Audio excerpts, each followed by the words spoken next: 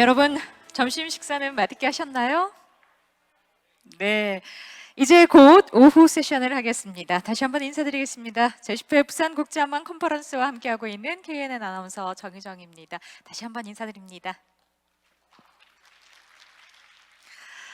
네, 이제 오후 세션을 시작하도록 하겠습니다. 오후 세션은 시대 및 산업의 변화라는 커다란 물결에 대응해서 각 학만이 어떻게 적응하고 또 공유하는지를 서로 배우는 시간으로 준비를 했습니다.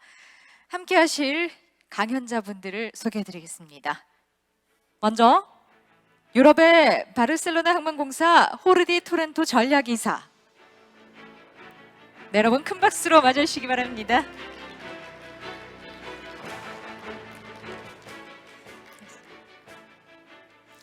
이어서 소개해드립니다. 동남아의 싱가포르 회사 항만청 탐 와이와 수석이사.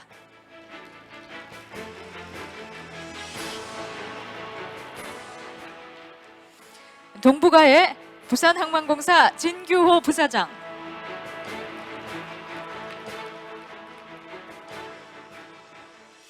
미주의 시애틀 항만청 샘조 항만위원.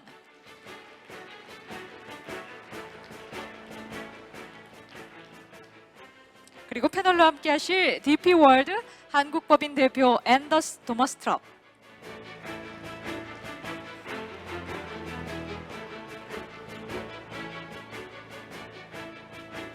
네, 두 번째 세션 항만의 변화 및 미래 발전 전략, 권역별 대표 항만의 고위 관계자들이 한자리에 모여서 강연을 펼치겠습니다.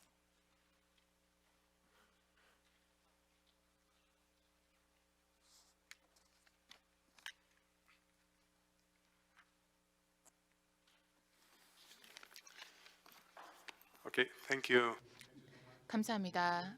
이렇게 기회를 주셔서 진심으로 감사의 말씀드립니다. 오늘 이번 세션에 제가 또 좌정을 맡게 돼서요. 너무 기쁩니다. 또 제가 발표까지 하게 됐는데요. 먼저 이태원 참사의 희생자들과 또 유족들에게 위로의 말씀을 전하고 싶습니다. 스페인에서는 사실 점심 먹고 나서 첫 번째 세션이 제일 힘들다 이런 얘기를 합니다. 피곤하고 졸음이 쏟아지는 시간인데요.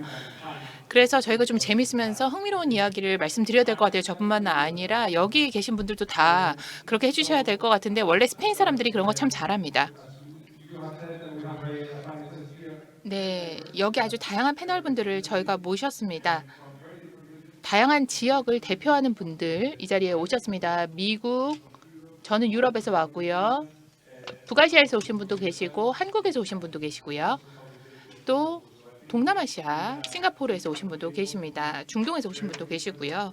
그렇기 때문에 다양한 관점을 저희가 아우를 수 있지 않을까. 환적항도 있고 수입항, 수출항도 있으니까요. 또 컨테이너 터미널 운영사도 있기 때문에 아주 다양한 관점을 제시하면서 우리가 앞으로 나아가야 할 길에 대해서 상호 보완적인 관점을 제시할 수 있다는 생각을 합니다. 그러면 바로 제 발표로 넘어가도록 하겠습니다. 사실 좌장이 가장 먼저 발표를 하는 게 그렇게 예의 바른 건 아닙니다만 저더러 가장 먼저 발표하라고 하셔서 제가 먼저 발표를 하도록 하겠습니다. 바르셀로나 항에 대해서 좀 소개 말씀을 드려야 될 것 같습니다. 바르셀로나는 잘하는 게 있고 못하는 게 있는데 저희가 축구는 원래 잘했는데 요즘 축구는 잘 못하는 것 같아요. 하지만 다음엔 더 잘하겠죠. 굉장히 경제적으로 중요한 역할을 차지하는 도시에 중요한 역할을 차지하는 항만입니다. 저희 바르셀로나 항만에 대해서 좀 소개 말씀을 드리면요. 저희가 다양한 경제 서비스를 제공하고 있습니다. 바르셀로나 지역에 여전히 다양한 산업이 많이 있습니다. 남유럽에서 이탈리 북부와 함께 가장 산업화된 도시인데요. 그렇기 때문에 우리 항만의 성격도 어느 정도 결정이 되는 것 같습니다. 물류항이고요. 여전히 다양성이 제가 발표를 함에 있어서 가장 중요한 부분이 될 것 같습니다. 보시는 것처럼 정말 다양한 항만입니다. 저희 핵심 사업은 서비스와 인프라를 다양한 고객들에게 제공하는 겁니다. 선사, 물류기업, 소입자, 수입업자, 수출업자들에게 이런 서비스와 인프라를 제공함으로써 글로벌 시장에 다가갈 수 있도록 해주고 있습니다. 하지만 우리 항만과 같은 항만들의 효율성이 떨어지게 되면 문제가 발생을 할 수가 있습니다. 사실 공장들도 영향을 미칠 수 있어서 우리가 소구하는 사명의 범위는 넓을 수밖에 없습니다. 저희가 어떤 물동량을 가지고 있느냐 성격을 보시면 저희가 중견 규모의 항만이긴 한데요. 저희가 주로 세 가지에 초점을 맞추고 있습니다. 고가치 항만이고요. 저희가 하는 다양한 활동들은 고부가가치의 활동들입니다. 다양한 활동들을 또 유치하고 있고요. 호텔도 항만에 있습니다. 5스타 호텔, 5성급 호텔이 2개나 우리 항만에 위치해 있습니다. 또 전자상거래를 위한 창고도 있고요. 또 식음료 관련한 시설도 많이 있습니다. 정말 다양성을 갖춘 항만이라고 할 수 있을 텐데요. 정말 중요한 부분이라고 제가 발표하면서 계속해서 말씀을 드리게 될 겁니다.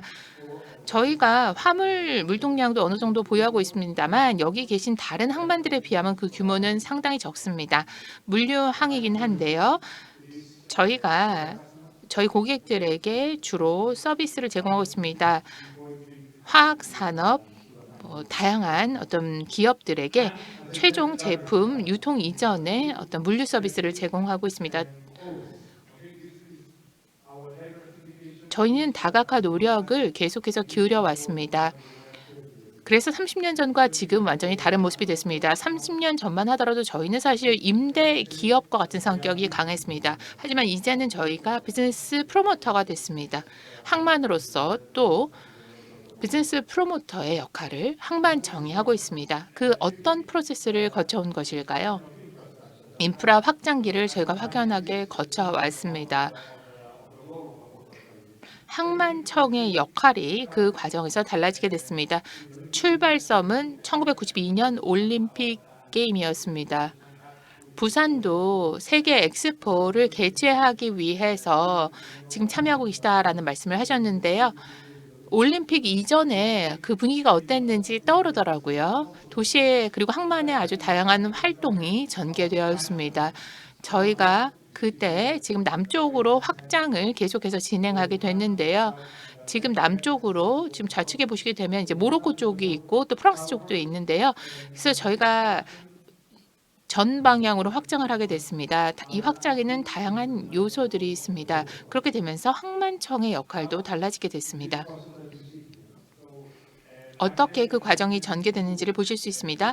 그리고 1992년에 90%, 한 95% 정도의 항만의 그 토지는 하역과 적하를 위해서 사용이 됐었습니다. 근데 지금은 60% 미만을 항만의 화물, 적하, 하역에 사용을 하고 있습니다. 그 비중이 훨씬 줄어들었습니다. 또 우리가 항만에서 하역을 하지 않는 영역을 우리가 비즈니스 프로모션에 활용을 하고 있습니다. 어떤 식으로 우리 항만이 진화해 왔는지를 보실 수 있습니다. 현재 항만청에서는 20개, 25개 기업의 주주입니다. 그 기업들의 리스트를 화면에서도 일부 보실 수 있는데요. 1992년에 올림픽이 개최됐었죠. 저희가 처음으로 크루즈선을 항만 입항시켰습니다. 이전에는 크루즈선이 입항을 하는 사례가 없었습니다. 하지만 저희가 크루즈 관련 기업을 설립해서 이제 크루즈 비즈니스에 한번 뛰어들어 보자라고 생각을 하게 됐습니다. 민간 기업들이 이게 수익성 있는 사업이 될 거다라고 생각을 했어요. 물론 저희는 이 지분을 다 정리했기 때문에 더 이상 지분을 가지고 있지 않습니다만 이런 다양한 서비스를 민간 부분과 함께 개발했습니다. 전 세계에서 그런데 이제는 미국 플로리다 제외하고 최고의 크루즈항이 됐습니다. 또 초기에 중요한 변화는 바로 항만 커뮤니티 시스템이 되겠습니다. 항만청이 직접 이런 부분들을 개발하고 발전시켜 왔습니다. 사실 1990년대 초반에는 항만 커뮤니티 시스템에 대한 신뢰, 기대가 별로 없었습니다. 그냥 항상 서류 전달로 처리가 되겠지, 이쪽에서 저쪽으로 서류만 옮기면 되겠지라고 생각을 했는데 저희가 시스템을 구축할 수 있게 됐어요. 그리고 나서 확장기에 돌입하게 됐습니다. 그리고 다른 비즈니스를 저희가 시작하게 됐습니다. 건설이라든지 내륙 터미널 이런 부분에도 저희가 건설을 하고 참여를 하기도 했습니다. 이제 바르셀로나 항은 8개의 내륙 터미널 7개는 스페인, 하나는 프랑스에 있는데요. 저희가 다양한 수준의 지분을 보유하고 있습니다.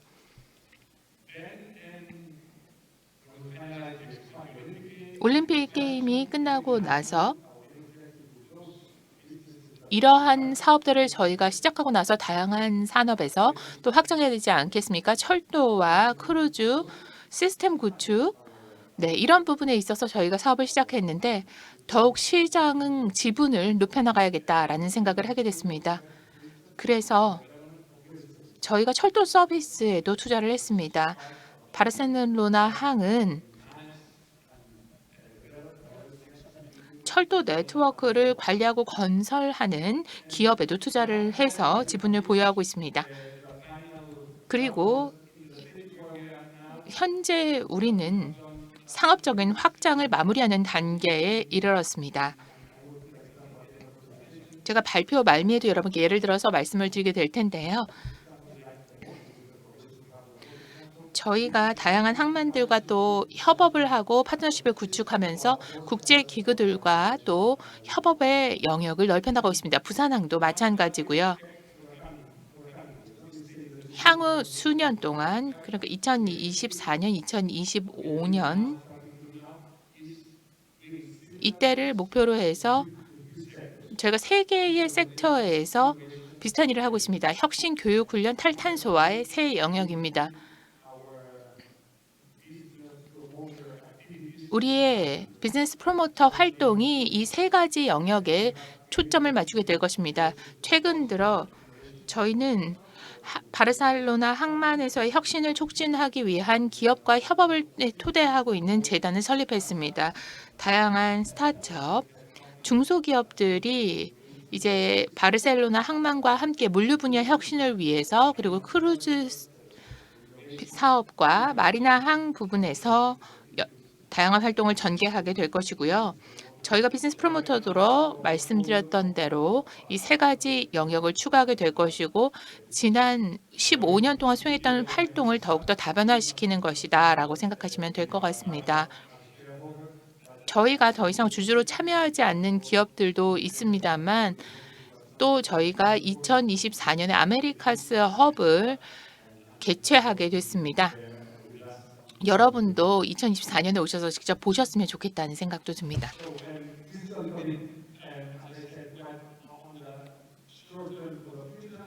단기적인 미래 또 장기적인 미래 저희가 이렇게 그려보고 있습니다. 대부분의 활동은 탈탄소와 혁신에 초점을 맞추고 있습니다. 이 영역 중에 일부는 저희가 주도를 할 수도 있고 민간 분야에서 주도를 하게 되는 부분도 있을 겁니다. 하지만 보시는 것처럼 순환 경제, 청정 연료, 탈탄소, 탈중앙화 항만 이런 영역을 위해서 저희가 스페인에 있는 철도 관리 기업과 하나의 비즈니스를 설립해 나가고 있습니다. 그래서 항만 영역에만 머무르는 것이 아니라 항만 이외의 영역까지도 확장하면서 터미널이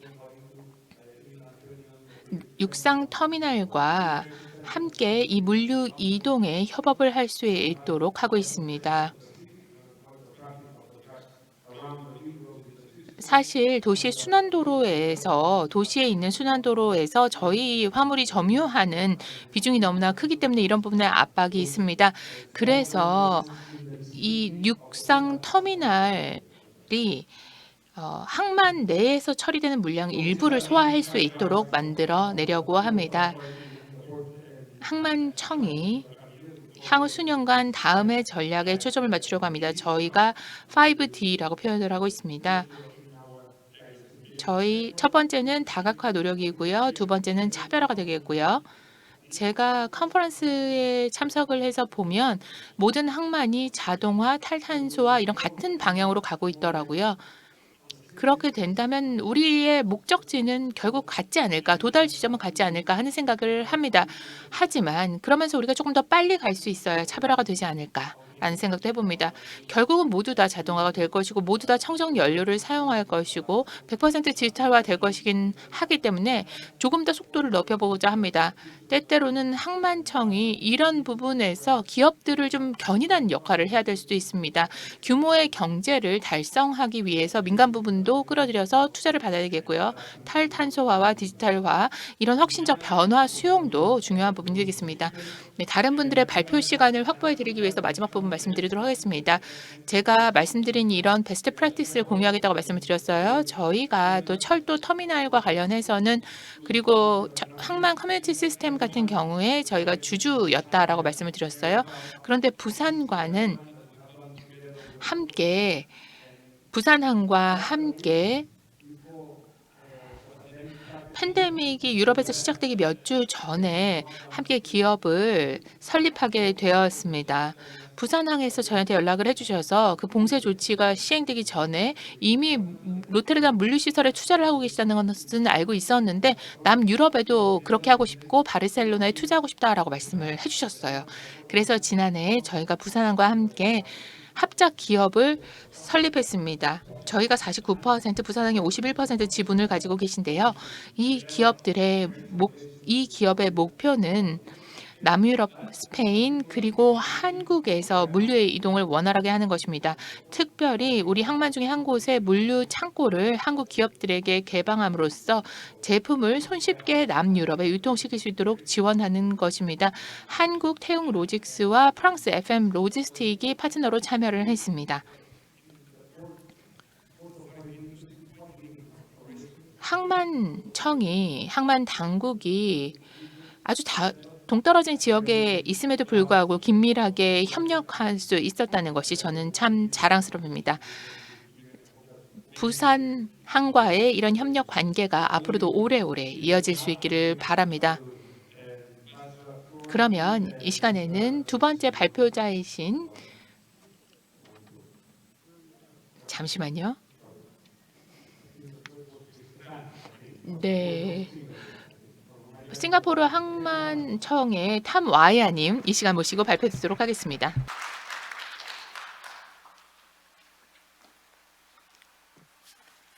Thank you, Jody. 네, 감사합니다. 먼저 저 역시도 한국민들 모두에게 지난 주말에 있었던 사건에 대해서 깊은 애도를 표명하는 바입니다. 여러분 안녕하십니까? 저희 MPA 싱가포르 항 초청해 주셔서 감사합니다. 부산 항만공사를 비롯한 모든 관계자분들께 저를 초청해 주신 것에 대해서 감사 말씀드리겠고 이번 컨퍼런스에서 여러분들 앞에 말씀을 드릴 수 있게 되어서 기쁘게 생각합니다. 앞으로 15분 동안 저희 MPA가 싱가포르에서 그 해운의 새 미래를 어떻게 열어 나가고 있는지 말씀을 드리겠고 특히 우리가 중요하게 생각하고 있는 변화들 그리고 또 이런 마스터 계획 그리고 싱가포르 항의 그 변화 그리고 발전을 주도하는 그 마스터 계획에 대해서 말씀드리겠습니다. 이 장표를 보시면은 저희 현재 그 싱가포르의 그 해운 산업의 전체적인 모습을 총괄해서 보여드리고 있습니다. 저희는 아주 중요한 생태계의 일부라고 말씀을 드리겠는데요. 요약해서 말씀을 드리자면 저희는 MPA는 글로벌 허브 항입니다. 120개 국가의 600개 항과 연결성을 가지고 있고 세계 최대 규모의 환적 항이고 벙커링 허브입니다. 그리고 또 저희의 GDP 대비 높은 비중을 가지고 있고 170여 명 이상의 shipping 그룹도 있습니다. 그리고 또 30여 개 이상의 국제 shipbroking 펌들이 같이 일을 하고 있고 20여 개 이상의 은행들도 있습니다. 그리고 여기 슬라이드에는 없긴 하지만 작년에 3,750만 톤의 TEU를 처리를 했었습니다. 그리고 벙커턴은 한 5천만 톤이었고 저희 싱가포르에서 92.3 톤 정도의 선박이 총 등록이 돼 있다고 말씀드리겠습니다. 저희 싱가포르의 MPA로서는 세 가지 주요한 기능을 위해서 노력하고 있습니다. 글로벌 해운에 있어서 저희 야심을 달성하기 위해서 우선 첫 번째 최우선적인 글로벌 허브로서 기능을 하려고 하고 있습니다. 안전하고 그리고 효율적으로 운영하려고 하고 있습니다. 그리고 또 저희 싱가포르 항 자체가 충분한 역량을 이끌어 올려서 그 선사들의 니즈를 충족하려고 하고 있습니다. 그리고 두 번째 저희 싱가포르를 국제 해상 센터로서 키우려고 하고 있습니다. 다양한 기업을 유치하고 이분들을 싱가포르에 모셔서 싱가포르에서 같이 발전해 나가는 그런 기회를 모색하고자 하고 있습니다. 그리고 마지막으로 싱가포르의 전략적인 해상 이익을 영내에 그리고 세계적으로 계속 도모해서 안전하고 그리고 개방된 싱가포르로 진입을 할 수 있도록 그리고 싱가포르에서 또 나갈 수 있도록 하는 것을 확보하려고 하고 있습니다. 그리고 이런 다양한 좋은 경쟁력을 갖춘 요인들을 최대한 끌어내서 싱가포르의 경쟁력을 극대화하려고 하고 있습니다. 해상 이런 해운은 사실 저희 DNA에 있습니다. 700여 년 이상의 그런 무역 역사를 가지고 있습니다. 예전에는 테마색으로서 이름을 가지고 있었고 그리고 실크로드의 그 동서를 횡단하면서 이런 무역항으로서 기능을 했었습니다. 식민지 시대 당시에도 저희는 자유무역지대로서 많은 기능을 했었습니다. 그때 당시에는 신생 국가였기 때문에 컨테이너화를 70년대에 시작을 했었고 그리고 싱가포르가 다시는 뒤를 돌아보지 않고 이제 최대 규모의 환적항 그리고 벙커링 허브로서 발전해 왔습니다. 이제는 싱가포르가 다음 세대, 다음 미래를 내다보고 있습니다. 우리가 어떻게 해서 계속해서 수요를 잘 처리를 하고 항만의 니즈 그리고 선사들의 니즈를 어떻게 우리가 충족할 수 있는지를 계속해서 노력해야 되겠습니다. 우리가 초인류 허브포트라고 말씀을 드렸는데요. 그러기 위해서는 우선 싱가포르의 최초의 컨테이너항이 1972년에 시작이 됐었고 이제는 카포, 브라니 그리고 탄준 프라가의 컨테이너 항이 있습니다. 이게 지리적으로 서로 따로 떨어져 있고 또 도심에 위치하고 있는 것도 있습니다. 지금 전체 커퍼시티가 한 4,400만 TEU 정도입니다. 이송 면에 있어서 운송이 사실 쉽지가 않을 수 있는데 규모를 키워서 계속해서 개발을 할 것입니다.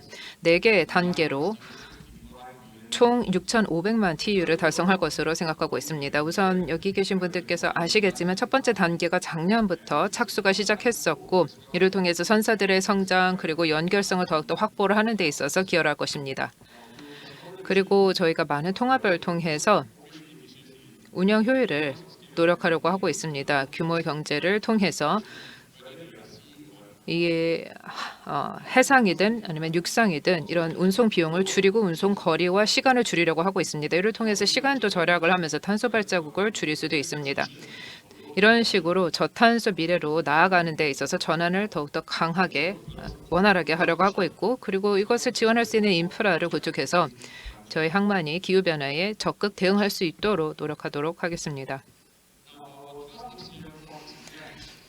이런 투아스항 같은 경우는 3가지 핵심 목표를 달성하고자 노력하겠는데 우선 이 카파시티를 극대화해서 컨테이너의 운영을 효율화하는 것입니다. 두 번째는 항해의 카파시티를 더 높이는 것입니다. 잘 아시겠지만 한 1,000개의 선박이 지금 싱가포르 항만에 매일매일 오고 가는 선박이 그 정도의 규모가 되고 있습니다. 그리고 다음으로는 유연성을 더욱더 극대화해야 되겠습니다. 왜냐하면 이 항만 자체가 다음 세대의 그 수요까지 충족을 할 수 있을 정도로 설계하려고 하고 있기 때문에 그렇습니다. 차세대 선박 같은 경우는 450m 이상의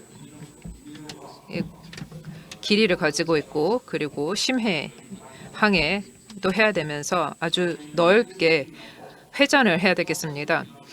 그렇게 저희가 설계를 하고 있습니다. 아주 넓게 진입로를 형성하려고 하고 있고 그리고 배들이 안전하게 운항하고 항해할 수 있도록 하고 있습니다. 또한 이 투아스 항은 파이터 플래싱을 극대화하려고 노력하고 있습니다. 그래서 통해서 이런 설계를 통해서 향후 한 30년 동안 유지 보수 비용을 최소화하려고 노력하고 있습니다. 투어스 항만 같은 경우는 저희가 혼자서 하는 것이 아니라 여러 정부 당국이 함께 노력해서 마스터 계획을 설립하려고 하고 있습니다. 우선은 저희 투어스 항을 한 4가지 그 축을 기반으로 개발하려고 하고 있습니다. 우선 스마트한 항이 돼야 되겠고, 안전하고 안정적이고 또 지능적이면서 친환경적인, 그리고 지역사회를 섬기는 그런 항만이 돼야 되겠습니다. 135헥타르의 규모를, 그런 면적을 가지고 있고, 저희가 계속해서 그 토지 이용을 최적화하려고 하고 있습니다. 아시다시피 싱가포르가 아주 작은 나라이기 때문에 저희가 가지고 있는 제한된 토지를 극대화해야 되겠습니다. 혁신을 해야 되는 것입니다. 그리고 시너지 효과를 기하려고 하고 있습니다. 항만 내에서 예를 들어서 저희 세관 활동을 이민 관리 등에 함께 통합을 해서 전체 그 터미널에서의 처리량을 더욱더 빨리빨리 하려고 하고 있습니다. 그리고 창고를 비롯한 기타 다른 설비 같은 경우도 통합이 되어 있어서 화물이 아주 넓은 긴 거리를 장거리를 운송되지 않을 수 있도록 노력하고 있습니다. 그리고 항만에서 말씀하셨다시피 저희가 공간이 많이 없기 때문에 가지고 있는 공간을 가지고 혁신을 하면서 항만 위쪽에 있는 공간을 확보하려고 하고 이것을 활용하려고 하고 있습니다. 예를 들어서 사무 공간이라든지 기타 다른 공간을 항만 위쪽에 다른 층을 구축해서 거기에 두려고 하고 있습니다. 혁신적인 운영 컨셉을 많이 테스팅하고 있습니다. 자동화 저장 설비 를 하려고 하고 있습니다. 화물을 찾아서 다시 말해 전체적인 화물을 옮기지 않으면서도 필요한 화물을 적기에 찾아서 그것만을 빼낼 수가 있는 것입니다. 이것을 이제 2단계 시스템으로 하려고 하고 있습니다. 그렇게 하려면 공간을 많이 확보할 수 있을 것이고, 저희가 지금까지 평가한 바대로 보면은 지금 현재의 커퍼시티 대비 30% 이상을 더 확보할 수 있는 것으로 보고 있습니다. 투어스 항이 아주 똑똑하고 스마트한 효율적인 허브가 될 것입니다. AI, 자동화, 로보틱스, IoT 등등을 적극 활용할 것입니다. 하지만 투어스 항은 100% 자동화를 꾀하려고 하고 있습니다. 전통적인 그런 항만 운영에서부터 벗어나서 그때는 이제 운영자, 사업자들이 각각의 크레인을 다 수동 작업으로 이루어져야 된다면 투어스 항은 거의 100% 무인화 될 것입니다. 저희 1단계에서는 저희가 부산 신항을 가보기도 했었는데 저희 그 내벽에 그리고 그 크레인들이 다 무인화될 것이고, 그리고 스마트 디지털 제어 시스템을 탑재해서 컨테이너들을 야드에서 저장해야 되는 창고까지 무인화될 것입니다. 그리고 자동화 차원에서 생산성을 또 높일 수 있었습니다. 인력을 많이 줄일 수 있었고, 그리고 컨테이너 환적이 되는데 소요되는 기간도 많이 줄일 수 있었습니다. 기간도 줄이면서 그것은 즉 공간을 더욱더 확보를 했다라는 것이고, 결국에는 토지 이용의 극대화, 최대화를 할 수 있다는 것입니다. 인텔리전트 포트를 만들기 위해서는 저희는 기술을 많이 활용을 해야 되겠는데, 이 물리적인 인프라에 디지털 인프라를 입히는 것입니다. 4가지 핵심 시스템이 있습니다. 우선 디지털 포트 시스템이 있습니다. 이게 아마 일부 분들은 아시리라 생각합니다. 저희 싱가포르에서 디지털 포트를 위해서 노력을 하고 있었고, 아마 부산에서도 하시는 걸로 알고 있는데, 저희 싱가포르에서 하나의 그 보고를 더욱더 간소화하는 것이 있겠습니다. 그 싱가포르에 기항하는 선박을 위해서 디지털한 그런 처리를 작업을 하는 것입니다. 그리고 두 번째 것은 이제 컨셉 단계에 있는 것이 디지털 오션스라고 하는 것이 있습니다. 하나의 디지털 항을 제공을 하는 것입니다. 이러한 디지털 노력을 통해서 싱가포르에 기항하는 선박들이 디지털 오션을 활용을 할 수 있도록 저희가 이 서비스를 더욱더 높이려고 하는 것입니다. 그리고 또 저희가 적극적으로 하고 있는 것이 디지털 쉬프라는 제도입니다. 이것은 선박 간의 데이터 교류를, 그리고 데이터 공유를 더욱더 용이하게 하는 것입니다. 그리고 이것이 궁극적으로 싱가포르 항에게 또 넘어올 수 있도록 해서 디지털 공유를 더욱더 원활하게 하려고 하고 있습니다. 이런 물리적인 그리고 디지털 인프라를 개발하는 것과 동시에 저희 투어스 항을 지속 가능하게 만들려고 하고 있습니다. 사실 저희는 저희 이 실제 투어스 항에 있어서 저희가 이것을 이동을 하는 작업을 할 때 많은 분들이 오셔서 함께 일을 해주셨는데, 저희가 폐기물을 적극 재활용하려고 노력을 했었습니다. 싱가포르 전역에 걸쳐서 폐기물을 처리를 하는 것을 재활용하려고 했었는데, 다시 말해 모래를 통해서 이 탄소 발자국을 많이 줄이면서 이것을 항을 만드는 데 있어서 해수면 상승에도 저희가 대응을 해야 되겠고 기후변에도 대응을 해야 되기 때문에 토지 매립을 하는 데 있어서 필요한 모래를 사용하지 않고 최대한 폐기물을 사용을 하려고 했었습니다. 그리고 이렇게 하면서 해수면 상승에도 대응을 하고 기후변에 대응을 하는 데 있어서 저희가 2050년까지 필요한 설비를 적극 활용을 해서 이 전체적으로 노력을 해가지고 지속 가능성을 더 담보하려고 하고 있습니다. 저희 투아스 항을 다음 장표로 가기 전에 저희 전력화를 꾀하려고 하고 있습니다. 사용하는 모든 설비가 지금 100% 전기로 구동이 되려고 하고 있고 디젤이나 화석연료를 사용하지 않으려고 하고 있습니다. 이러한 노력을 통해서 투아스 항을 친환경으로 만들려고 하고 있습니다. 스마트 그리드 그리고 배터리 저장 설비를 사용을 해서 에너지 사용을 모니터링하고 에너지 소비가 효율적으로 이루어질 수 있도록 담보하고자 합니다. 싱가포르가 계속해서 핵심 해상 허브가 될 수 있도록 이 기후변화라는 존재론적인 위기에 대응을 해야 되겠습니다. 앞서 말씀드리기도 했지만 기후변화에 대응을 하고 그리고 탈탄소화 노력을 가속화해야 됩니다. 이런 목표를 달성하기 위해서 제가 최근에 이 싱가포르 해상 탈탄소화 청사진 2050이라는 계획을 발표했습니다. 그래서 저희가 국제 자문단이랑 같이 발표를 했었고 이 자문위원분들께서 저희가 어떠한 이니셔티브를 구축을 해야 되는지 그리고 또 업계 차원의 전문가 분들께서도 함께 저에게 많은 피드백을 주셔서 한 200여 개 이상의 질의 내용을 저희가 받아서 이 블루프린트 청사진을 더욱더 개선해 나갔습니다. 7가지 핵심 내용을 담고 있습니다. 국내적인 노력도 있지만 또 해외 노력도 있고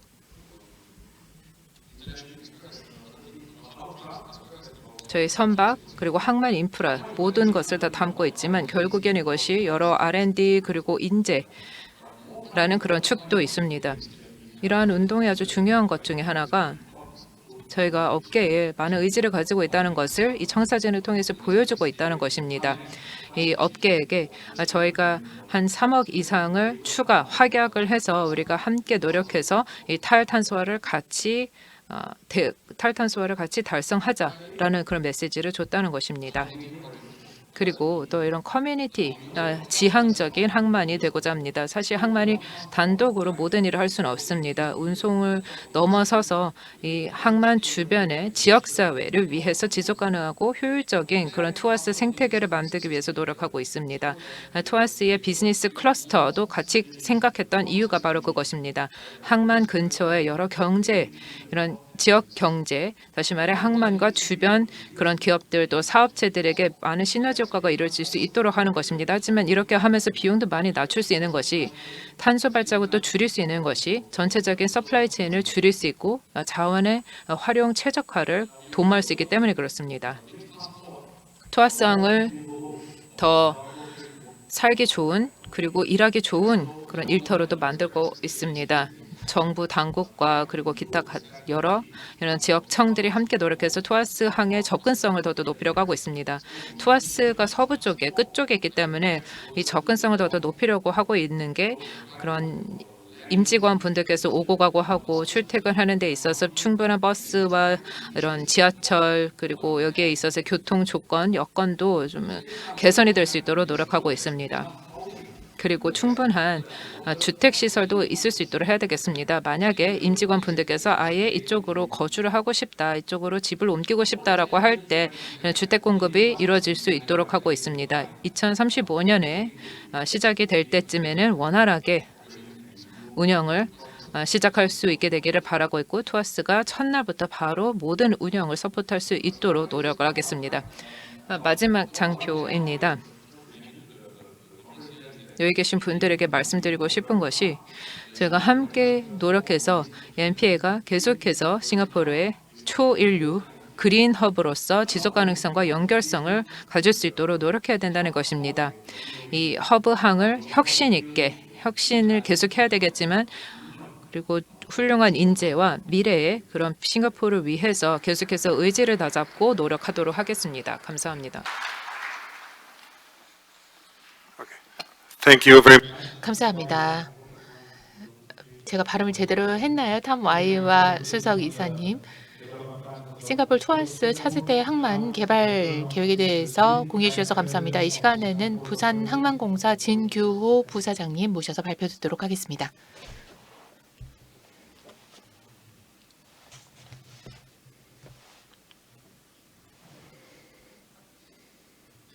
부산항만공사 경영본부장 진규호입니다. 먼저 지난주 감사합니다. 지난주 이태원 참사로 고인이 되신 분들의 명복을 빌면서 또 유가족분들과 또 지인분들께 심심한 위로의 말씀을 드립니다. 오늘 제가 좀 키가 적네요. 앞에가 잘 안 보이는 것 같습니다.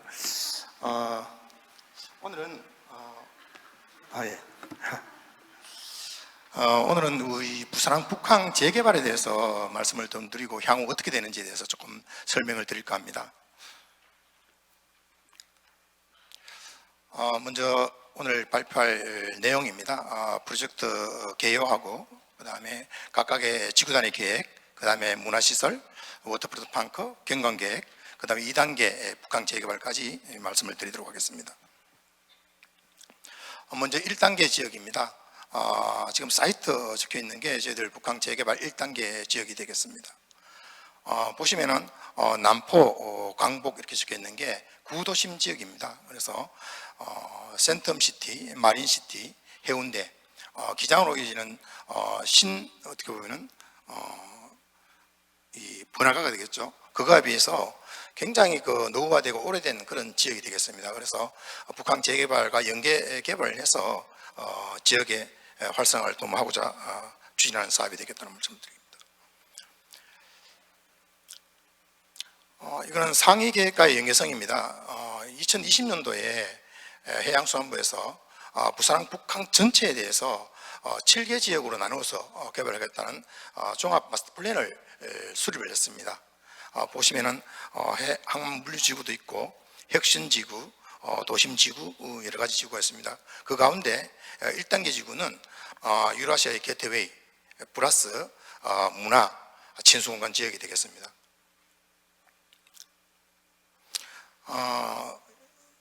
정부의 계획에 따라서 북항 재개발 대상지는 문현 지역이 금융단지가 연계되어 있습니다. 그래서 금융 비즈니스 축과 그 다음에 센텀시티 쪽에 있는 미디어 영상 축, 그 다음에 항만물류 혁신지구가 연계되어 있다는 말씀을 드리고 원도심과 상생해서 개발하고자 하는 그런 프로젝트입니다. 프로젝트의 최종 목적은 글로벌 해양 관광 거점이 되겠습니다. 왼쪽에 보이시는 그림이 2006년도 사진이 되겠습니다. 이거는 개발하기 전에 실질적으로 부산항에서 한 200만 TU에서 250만 TU 정도를 처리한 지역이 되겠습니다. 1995년부터 신항이 개발을 해서 2006년도에 신항을 오픈을 했습니다. 그때 물량이 점점 신항으로 이동이 되면서 구항에 대한 어떤 재개발에 대한 요구가 증대를 했습니다. 그래서 2008년도에 저희들이 재개발을 시작하게 되어서 이 재개발을 통해서 새로운 관광 거점 그리고 지역경제 활성화를 도모하기 위해서 만들어졌다 이렇게 말씀드릴 수가 있겠습니다. 프로젝트 타임라인입니다. 2007년도에 정부에서 기본계획을 수립해서 고시를 했고 2008년도에 저희들이 착공을 했습니다. 2015년도에 정부하고 실시 협약을 체결을 해서 2022년 현재까지 지금 기반시설 준공을 앞두고 있다는 말씀을 드리겠습니다. 2007년도에 기본계획 고시할 때 하고 지금 2019년도에 그림이 나왔습니다만 오른쪽에 8차 사업계획을 변경한 그림입니다. 그래서 이런 그림 4개가 있습니다만 잘 이렇게 구분이 안 갈지도 모르겠습니다. 2007년하고 2019년도 비교해 보시면은 경관수로라든지 그 다음에 도로라든지 그 다음에 치수공간이 굉장히 확대됐다는 것을 볼 수 있습니다. 실질적으로 이 사업을 추진하면서 정부, 지자체, 전문가 라운드 테이블을 구성했습니다. 한 38명 정도가 구성이 돼서 한 60회 정도 이상의 공청회라든지 간담회를 해서 지금의 그림이 나왔다, 이렇게 보시면 되겠습니다. 프로젝트 개요입니다. 이 프로젝트는 2008년도에 착공을 해서 2022년 금년 말까지입니다. 기반 시설을 완공한 프로젝트가 되겠습니다. 총 사업비는 2조 4천억 정도가 투입이 되고요.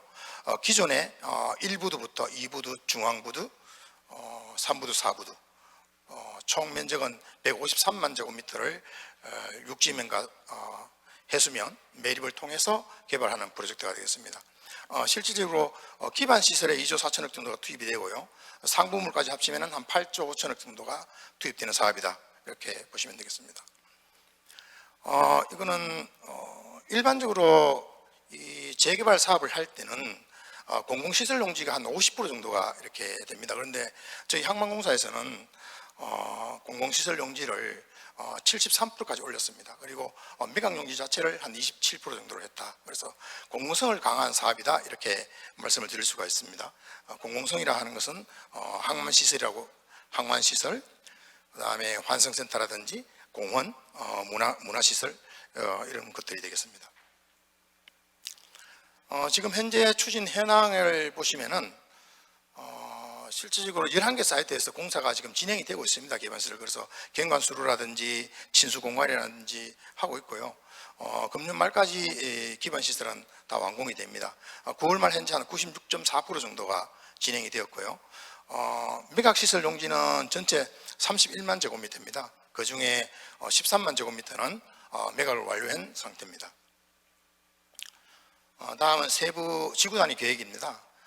먼저 위치는 보시면 조금 희미하게 보이는 그림이 있습니다만, 쪽에 빨갛게 칠해진 부분이 현재 상업 용지가 되겠습니다. 그래서 큰 건물이 올라와 있습니다만 실질적으로 부산역하고 그다음에 국제여객터미널 사이에 위치해 있어서 접근성이 굉장히 용이합니다. 그래서 호텔이라든지 국제회의장이라든지 국제비즈니스 공간으로 사용이 가능할 걸로 보이고요.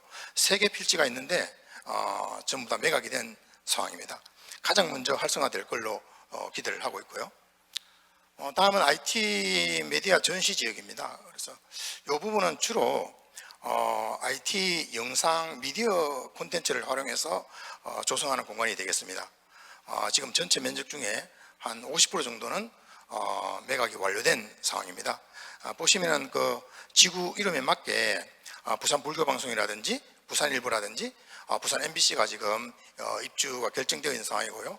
그 외에 우리 방송국에서 상당히 관심을 가지고 있는 그런 지역이 되겠습니다. 해양문화지구입니다. 랜드마크 지구인데요. 이거는 보시다시피 북한 재개발 지역의 가장 가운데 중심자리에 위치해 있는 그런 지역이고, 면적도 단일 면적으로서는 가장 큽니다. 11만 3천 제곱미터 정도가 되고요. 지금 민간 사업자를 모집하기 위해서 공무 중에 있다, 이렇게 말씀을 드릴 수가 있겠습니다. 그래서 이 북한 재개발 전체를 아우르는 랜드마크를 유치를 할 생각이고요. 지금 그림 보시면은 오늘 싱가포르에서도 오셨습니다만은 싱가포르의 마리나 베이가 있고요. 그 다음에 캘리포니아의 애플파크, 그 다음에 버즈 칼리파 두바이에 있는 게 되겠습니다. 그래서 조금 부산 하면은 이 부산을 상징할 수 있는 그러한 랜드마크 시설을 유치할 계획이라는 말씀을 드립니다. 같은 해양문화지구 내에 잔여구지입니다. 그래서 보시면은 요 수로를 따라서 길게 이렇게 나열되어 있습니다. 그래서 요거는 랜드마크 지역을 백업할 수 있는 관광이라든지 문화, 레포츠, 그다음에 상업시설 등을 유치할 계획이라는 말씀을 드리겠습니다. 이거는 복합 도심지구입니다. 일반적으로 항만 재개발하면 한 15% 정도를 거주지역으로 설정하는 그런 재개발 계획에 일반적으로 행해지고 있다고 합니다. 그런데 저희들 같은 경우는 조금 면적은 적습니다. 그래서 한 2만 7천 제곱미터밖에 되지 않습니다만은 야간에 어떤 공동화 슬림화 현상을 방지하기 위해서 저희들이 거주 지역으로 계획을 하고 있다는 말씀을 드리겠습니다.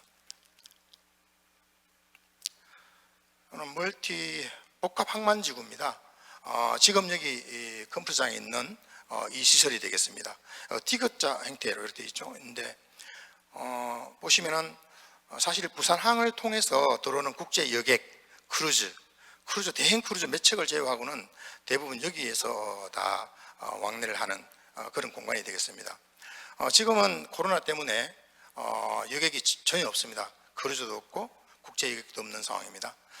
가장 많을 때는 크루즈는 한 60만 명 연간 들어왔고요. 국제 여객은 한 120만 명에서 연간 180만 명이 이 시설을 이용한 그런 실적이 있고요. 지금 금년 하반기부터 아마 국제 여객이 정상적으로 운영될 걸로 이렇게 기대를 하고 있고, 크루즈 같은 경우는 내년부터 이렇게 본격적으로 운영이 될 걸로 이렇게 기대를 하고 있고, 저희들도 유관기관하고 준비를 하고 있다는 말씀을 드리겠습니다. 이건 환승센터입니다. 실질적으로 보시면은 지금 현재 있는 이 지역 자체가 부산역의 철도 시설하고 좀 단절되어 있습니다. 그래서 이 지역의 활성화를 위해서는 접근로가 굉장히 중요합니다. 그래서 저희들은 부산역과 이 지역을 연결하기 위해서 보행 데크를 만들었습니다. 그래서 폭이 한 60m 되는 그런 보행 데크를 만들어서 사람들이 걸어서 이 지역을 접근할 수 있도록 만들었다는 말씀을 드리고, 또 환승센터이기 때문에 여기서 환승하는 기능도 병행해서 접근성을 높였다는 말씀을 드리겠습니다. 다음은 마리나가 되겠습니다. 지금 해운대에 마리나 시설이 있습니다만은 마리나 굉장히 시설이 부족한 그런 상황입니다. 그래서 저희들이 한 700억 정도의 예산을 투입을 해서 5천 건물을 이렇게 지어서 여기에서 실질적으로 해양 체험, 레저 체험을 할 수 있는 그런 공간으로 제공하려고 하고 있습니다. 그래서 실내 수영장도 있고, 그 다음에 스킨스쿠버도 할 수 있고, 물론 요트 교류도 할 수 있습니다. 한 200척 정도의 요트 교류를 할 수 있는 그런 장소가 되겠습니다. 상업시설도 도입을 해서 많은 시민들이 와서 실질적으로 즐길 수 있는 그런 공간으로 만들 계획이라는 말씀을 드리겠습니다. 다음은 문화시설입니다. 부산항 역사관입니다. 지금 이 지역이 부산과 제주를 잇는 연안 여객터미널입니다. 부산에는 연안 항로는 한 개밖에 없습니다. 제주 항로 지금 이용을 하고 있고요. 그래서 일부두 자체가 사실 1905년도에 착공을 했기 때문에 100년이 넘은 그런 오래된 역사성을 가진 부두입니다. 그래서 그 부두의 역사성과 그 다음에 지금 건물의 상징성을 그대로 활용을 해서 역사관을 만들겠다는 구상입니다. 다음 오페라 하우스입니다. 오페라 하우스는 2018년부터 2023년까지 되어 있습니다만 여러 가지 지금 우크라이나 사태 등으로 인해서 조금 공기가 지연될 것 같습니다. 2024년 상반기 이렇게 이야기를 하고 있고요. 총 공사 금액은 한 3,050억 정도를 예상하고 있고, 오페라 하우스 2,100석 정도를 계획을 하고 있습니다. 부산시에서 추진을 하고 있는 사업이고요. 이 사업이 완공이 되면은 부산 시민의 어떤 문화적인 갈등이 좀 해소되지 않느냐, 이렇게 해서 부산시에서 야심차게 추진을 하고 있고, 랜드마크 지역 바로 옆에다가 어떤 문화예술 랜드마크 형태로 하겠다, 이렇게 부산시에서 추진하고 있는 사업입니다. 오른쪽에 그 사진을 보시면은 이게 2012년도에 국제공모를 통해서 노르웨이의 건설 설계사가 설계를 했는 걸로 알고 있습니다. 지금 현재 이 장소가 되겠습니다. 부산항 국제 전시 컨벤션 센터가 되겠습니다. 2015년도에 오픈을 했고요. 실질적으로 부산역하고 걸어서 갈 수 있는 거리이기 때문에 접근성이 굉장히 좋습니다. 그래서 연간 한 400회 이상의 컨퍼런스가 여기서 진행이 되고 있습니다. 주로 부산항 중심에 있기 때문에 해운, 항만, 물류, 유관기관들이 주로 이용하는 그런 시설이 되겠습니다. 부산 저희들 재개발 지역에서 가장 중요한 부분이라고 할 수 있겠습니다. 워터프론트 파크를 조성을 해서 부산 시민에게 돌려주겠다 하는 취지에 맞는 그런 이 문화공간입니다. 그래서 경간 수로를 따라서 공원을 다 조성을 했습니다. 지금 인터랙티브 피어라고 되어 있는데 이거는 2014년도에 국제 공모를 거쳐서 당선되었습니다. 보시면 글씨가 적어서 안 보일 수도 있는데 주변으로 워터 가든이라든지 웨이브 스탠드라든지 샌드비치라든지 윤설마당, 뭐 윤설마당이라 그러는데 반짝반짝 빛나는 정원 뭐 이런 뜻이라고 하네요. 그래서 지금 현재 일부 지난해부터 해서 개장을 해서 2차 개방을 해서 시민들이 지금 주간때에는 와서 즐길 수 있는 그런 공간으로 오픈을 하고 있다는 말씀을 드리겠습니다. 견광 계획입니다. 보시면은 지금 이 지역 부산 우리 이 재개발 지역 앞에가 원도심인데요. 원도심이 대부분 산으로 되어 있습니다. 그래서 바다까지 이어지는 경사가 어떻게 보면 구릉지형태입니다. 그래서 이런 구릉지형태의 어떤 지형적 특징을 충분히 살려서 원도심에서 이 바다 쪽을 조망을 했을 때 충분한 조망권이 확보될 수 있도록 설계를 했다는 말씀을 드리고 싶습니다. 그래서 보시는 바와 같이 가운데 쪽은 조금 이렇게 낮게 하면서 양쪽은 이렇게 갈매기 형상으로 좀 높게 설계가 되어 있고요. 그래서 원도심에서 바라보더라도 바다 쪽으로 이렇게 낮게 설계되어 있기 때문에 충분하게 바다를 조망할 수 있는 공간을 충분하게 확보하기 위해서 만들었다, 이렇게 보시면 되겠고요. 그래 하기 위해서 보시다시피 왼쪽에 건폐율을 굉장히 이렇게 구분을 했고요. 그 다음에 그 용적률도 보시다시피 각각 가운데를 조금 이렇게 넓게 하고 양쪽으로 갈수록 조금 촘촘하게 했는 그런 게 있고요.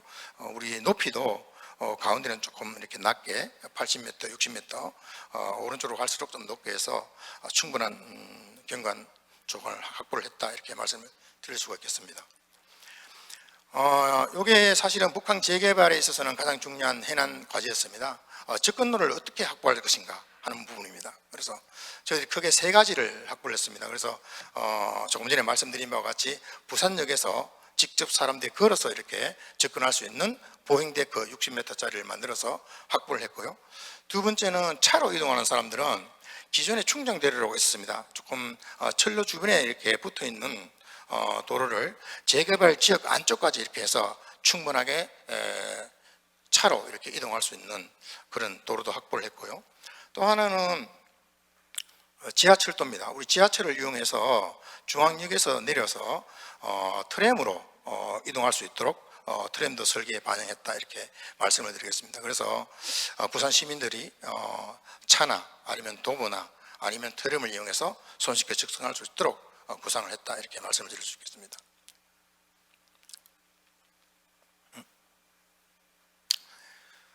이거는 2단계 사업 계획입니다. 지금 1단계 사업 계획에 대해서는 구체적으로 말씀을 드렸고 2단계 사업 계획에 대해서 간략하게 소개를 드리면은 2단계 사업은 1단계 사업은 부산항만공사가 자체적으로 100% 예산으로 하고 있는 사업이다 말씀을 드릴 수 있고요. 2단계 사업은 부산시가 주축이 된 컨소시엄이 구성을 해서 사업을 하고 있다, 이렇게 말씀을 드릴 수 있겠습니다. 그래서 2단계 사업은 조금 1단계 사업이 153만 제곱미터 같으면 2단계 사업은 228만 제곱미터가 됩니다. 그래서 부산역에 있는 그 주차장을 일부 개발을 하고요. 그다음 부산 진역에 있는 CY 장시장이 있습니다.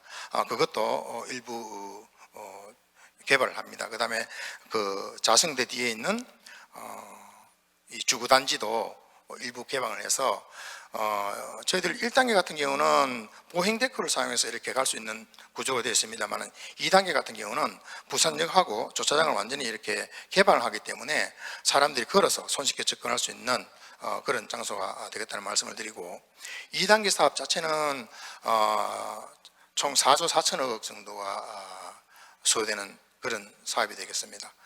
그래서 부산항만공사가 최대 주주고요. 45% 정도가 있고 LH, 그다음에 부산도시공사, 코레일 이렇게 해서 부산시를 중심으로 해서 5개 기관이 컨소시엄을 구성해서 추진하는 사업이다, 이렇게 보시면 되겠습니다. 그래서 저희들이 지금까지 1단계, 2단계 사업에 대해서 말씀을 드렸습니다만은 제가 오늘 여기서 이 1단계, 2단계 사업에서 말씀드리는 이유는 사실 2030 우리 부산 세계 박람회를 부산에서 유치하고자 지금 신청서를 제출한 상황입니다. 내년 초에 저희들 이제 실사단이 부산에 오게 됩니다. 그래서 1단계 사업은 저희들이 엑스포를 위한 지원 시설로서 제공될 거고요. 2단계 사업은 저희들이 2030년까지 완전히 오픈을 해서 메인 그 장소로서 엑스포 메인 장소로서 제공할 그런 예정인 말씀을 드리겠습니다.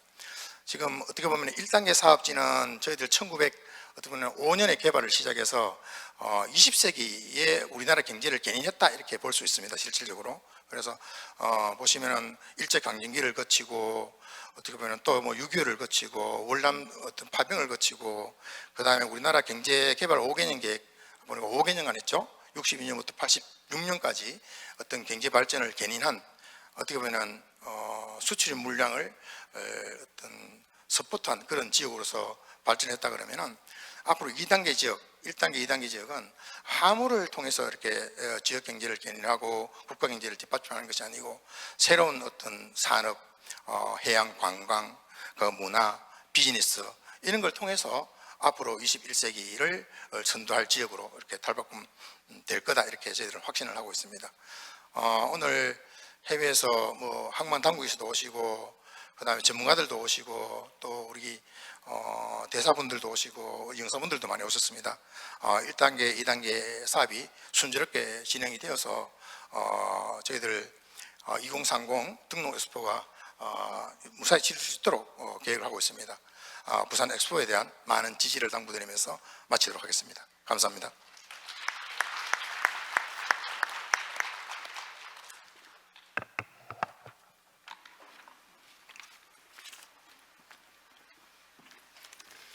Thank you so much, Mr. Jin.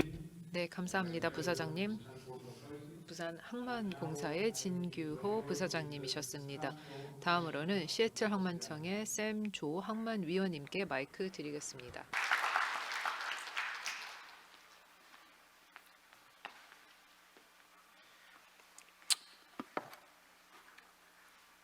First and foremost, 우선 시작에 앞서 저 역시도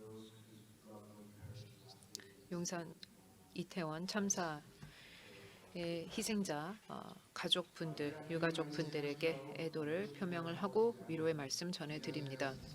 의원 샘조입니다. 오늘 이 자리에서 참석하게 되어서 너무 영광입니다. As you can tell, 네, 아시다시피 저는 보시다시피 한국계 미국인입니다.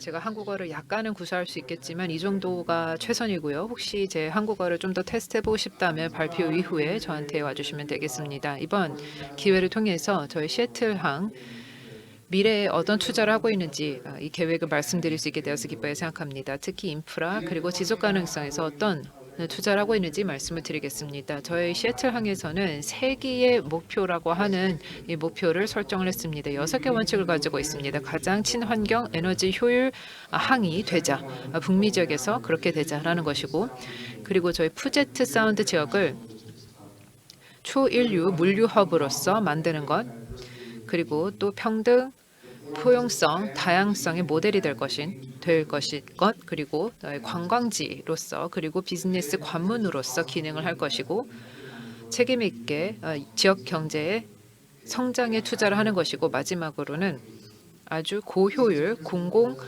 당국이 되고자 하는 것입니다. 이것을 2011년에 저희가 그 당시에 채택을 했었는데 저희 100주년을 기념하던 때였습니다. 그래서 세기의 의제라고 저희가 설정을 한 것입니다. 저희 하나의 북극성이라고 설정을 한 것이기 때문에 그렇습니다. 우선 시애틀항에 대해서 좀 개괄적으로 말씀을 드리겠습니다. 이게 지금 저희 전체 자원을 인프라를 보여드리고 있습니다. 여기에 이 지역 엘리어트 베이가 그 시애틀 다운타운 도심 지역입니다. 시애틀에 가셨는지 모르겠지만 여기에 수변 공간이 많이 발달이 되고, 엘리어트 베이, 엘리어트 항이 시애틀의 수변 공간을 생각할 때 사람들이 보통 생각하는 곳입니다. 보시다시피 아주 넓게 형성이 되어 있습니다. 아래쪽을 보시면은 네, 여기에 파란색으로 나와 있는 것이 저희 공항이 이쪽에 있는 것이고요. 따라서 저희 전체 활동이 한 12만 1,000개 일자리, 그리고 공학만 225억 불의 경제 활동을 차지하고 있고, 그리고 또 저희는 조업 면에 있어서 아주 중요한 사업을 가지고 있습니다. 저희 킹크래브 혹은 대서양 연어를 만약에 드셨다라고 한다면 이러한 어선들이, 그리고 제가 알기로는 생선회가 매우 잘 인기가 있는 것으로 알고 있는데요. 어묵과도 같은 것도 여기에 많이 잡힌다고 말씀을 드리겠고, 그것과 크루즈 산업까지 생각을 해보시면은 이게 약 9억 불 그리고 14억 불 각각을 차지하고 있습니다. 앞서서 바르셀로나 항의 그 발표를 통해서 들으셨겠지만 저희가 다각화가 매우 중요한 그런 전략이라고 말씀을 드리겠습니다. 사실 그 세계, 특히 북미 지역에서 그 어떠한 항보다도 저희가 가장 다양성 가지고 있다고 할 수 있겠습니다. 특히 사업 면에 있어서 다각화가 되어 있는데요. 그런 말이 있죠. 가지고 있는 모든 것을 한 바구니에 넣지 말아라라는 것이 있습니다. 저희 사업 부문을 보시면은 얼마나 다각화되어 있는지 아실 수 있겠습니다. 왼쪽부터 오른쪽으로 보시겠습니다. 시애틀 타코마 국제 항공으로 보통 오셨을 것이라고 생각합니다. 저희는 항만청으로서 공항도 같이 운영을 하고 있습니다. 그렇기 때문에 저희는 이런 여객 매출도 있지만 승객의 그 매출도 발생하는 것뿐만 아니라 항공 화물로부터도 매출을 발생시키고 있습니다. 이것이 특히 항만 입장에 있어서는 아주 독특한 매출 편성이라고 말씀을 드리겠고, 그리고 또 저희는 미국에서 10대 가장 최대 규모, 가장 많은 물동량을 처리를 하고 있는 항만입니다. 원래 8위였는데 이제 10위로 떨어졌고요. 그리고 또 컨테이너 터미널로서는 LA 롱비치, 뉴요크, 뉴저지, 사바나, 조지아 이후에 이제 4위입니다. 저희의 투자를 통해서 사바나를 건너뛰지 않을까라고 생각하고 있습니다. 앞서서 조업 그리고 크루즈, 해상 산업에 대해서도 말씀을 드렸습니다. 크루즈 같은 경우 최대 규모의 크루즈항, 그러니까 서해안의 최대 규모입니다. 300개의 berth를 가지고 있고 시애틀에서만 운영을 하고 있습니다. 시애틀에서 알래스카로 가는 크루즈가 특히 미국에 있어서, 그리고 또 해외 승객들에게 있어서 아주 인기가 높습니다. 크루즈를 가서 한 일주일 정도 쉬면서 할 수 있는데 이게 아주 더 길지도 않고 딱 좋은 기간이라고 생각을 하셔서 시애틀에서 알래스카 이 노선이 아주 인기가 높습니다. 그리고 또 부동산 매출도 저희가 발생시키고 있고 보트 사업도 있습니다. 이게 지금 포스트 코로나 시대에 조금 변화를 겪고 있지만 상당한 부분의 토지, 부동산 여기 자원을 확보하고 있습니다. 이 지도를 통해서 다시 보여드리고 있지만 계속해서 토지 확보를 하려고 하고 있다는 말씀을 드리겠고, 개발업자들에게 또 이것을 다시 되파는 그런 식으로 매출을 일으키고 있습니다. 지금 보시는 이 사업의 다각화가 있기 때문에 이런 위험에 대해서 해지를 할 수 있습니다. 그리고 또 예측 불가능한 것에 있어서도 해지를 할 수 있습니다. 코로나19가 하나의 예시라고 할 수 있겠습니다. 다각화 때문에 우리가 해징을 할 수 있었는데요.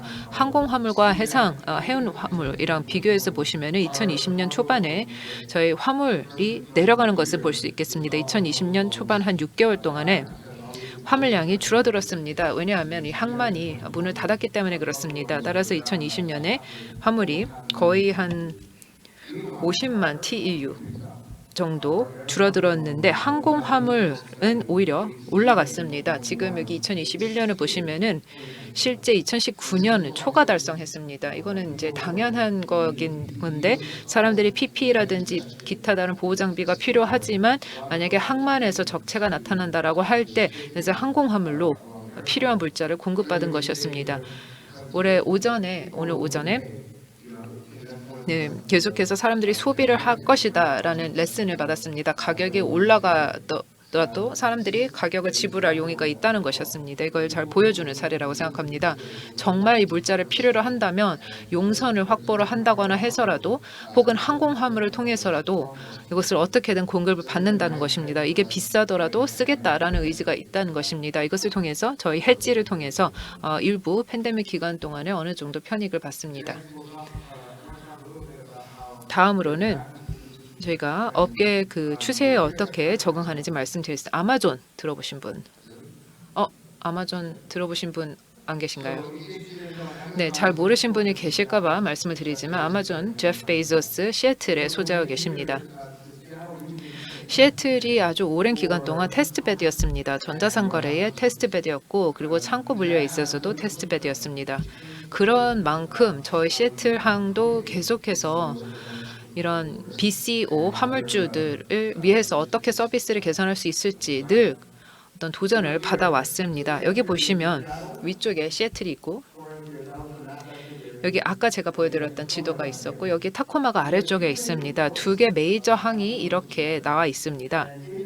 그리고 이 가운데에 보시면은 이 동부 쪽으로 보시면은 이 켄트 밸리 창고 이 지대가 있습니다. 이 지역이 서해안에서 최대 규모의 창고 지대이고 미국에서는 2대 규모입니다. 이렇게 창고들이 많이 밀집해 있는 이유가 있을 것인데요. 당연히 아시겠지만 전자상거래가 너무나 발달했고 물류 허브가 이 시애틀에서 아주 자연적으로 유기적으로 형성됐기 때문에 그렇습니다.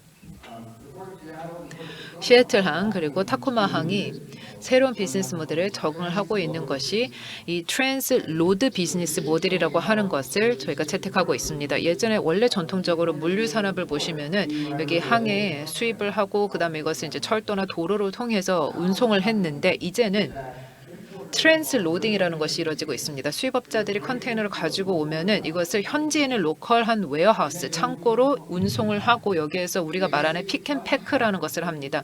다시 말해 40푸트짜리 컨테이너를 꺼내서 이것을 리패킹, 재포장을 하는 것입니다. 50피트 컨테이너로 재포장을 하는 것입니다. 전략적으로 이렇게 재패킹, 다시 패킹을 해서 이게 라스트 마일 딜리버리를 가능하게 해주는 그런 창고 시설로 옮기는 것입니다. 아마존, 월마트, 코스트코 이런 회사들이 전국적으로 이 라스트 마일을 가능하게 해주는 풀필멘트 센터들이 있기 때문에 이런 다시 리패킹 이 수요가 폭증한 것입니다. 이 라스트 마일 시설에 옮기는 데 있어서 마지막 순간까지 이렇게 재패킹 다시 재포장을 해가지고 하는 것입니다. 이러한 이 소위 말하는 트랜스로드에 저희가 투자를 하고 있는 것입니다. 이게 저희 롱비치나 LA와 대조해서 보시면은 이 철도망이 있습니다. 시애틀 항으로 그리고 타코마 항으로 오는 이제 수입 물자가 사실 대부분의 경우 중부 지역으로 옮겨집니다. 사실 그리고 많은 수출 물자들도 서부에서 중부에서 오고 있습니다. 예를 들어서 시카고에서 옥수수 등을 이제 시애틀로 갖고 와서 시애틀이나 타코마항을 통해서 이제 수출을 하는 것입니다. 이 철도망을 가지고 있는데 저희가 연결이 되어 있는 이 철도망이 아주 필수적입니다.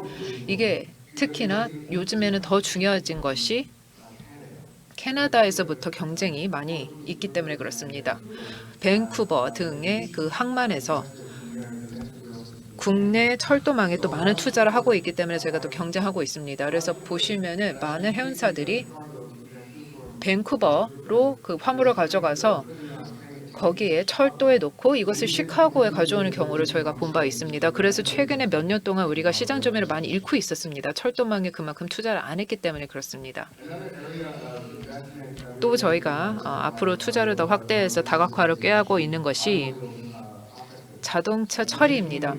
원래 전통적으로 저희가 마즈다 그리고 기아 자동차 등이 자동차 수입을 그 북서 항만 동맹을 통해서 했었는데요. 저희가 11월 현대 글로비스와 같이 MOU를 체결해서 현대 차량을 다 수입을 저희 항을 통해서 한 것이었습니다. 원래는 포틀랜드 항을 통해서 들어왔었는데 이제 현대 글로비스가 기아, 현대 등과 같이 이런 포트폴리오 회사가 아닌 다른 곳으로 뭐 중국이나 유럽에게 많이 수출을 하고 있기 때문에 조금 더 큰 항만을 원했기 때문에 저희가 이런 차량 처리 시설도 또 확대를 하고 싶었고 해서 같이 이제 합작을 한 것입니다. 지금 이 사진을 보시면 현대 차량이 이 시애틀 타코마 관문을 통과해서 온 이제 최초 사례를 기념하기 위해서 찍은 사진입니다.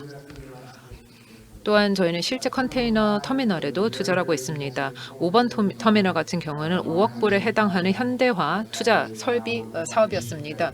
이제는 거의 준비 단계에 있다고 말씀을 드리겠습니다. 컨테이너 선들이 더 커지고 있고 사이즈가 줄어들 것으로 보여지지는 않고 있습니다. 원래는 18,000 TEU 넘는 그런 대형 선박을 우리가 처리할 수가 없었는데 이제는 그게 가능해졌습니다. 이렇게 슈퍼 포스트 팬데믹 그런 크레인을 저희가 설치를 하기도 했었고 그리고 MSC 기타 다른 이런 선사들의 대형 선박도 우리가 다 처리를 할 수 있습니다.